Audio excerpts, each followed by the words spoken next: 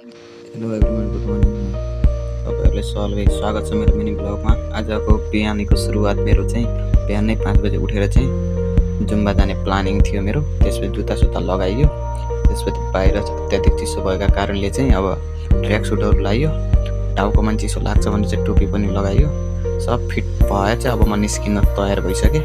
अब म निस्किन्छु दौड्दा दौड्दै। म चाहिँ अब कोलपुर नयाँ बस पार्कमा रहेको विष्णुदेवी मन्दिरमा चाहिँ आइपुगेँ। यो वरिपरि हेर्दाखेरि पुरै सुनसान छ, चिसो छ, यात्रुहरू खासै देखिँदैन।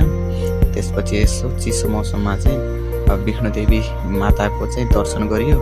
दर्शन गरेर चाहिँ आफूलाई विस मागियो। विस मागिसकेपछि अब हाम्रो जुम्बा क्लास सुरु भएको छ। जुम्बा क्लासमा गइयो।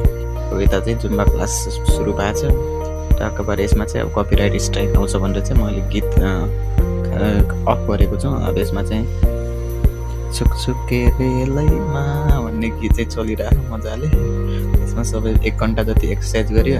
एक्सर्साइज गर्दा गर्दा बिहान यो चिसोमा चाहिँ अब पसिना आयो। यस रमाइलो भयो, हेल्थको लागि राम्रो। जुम्बा गर्नु ल।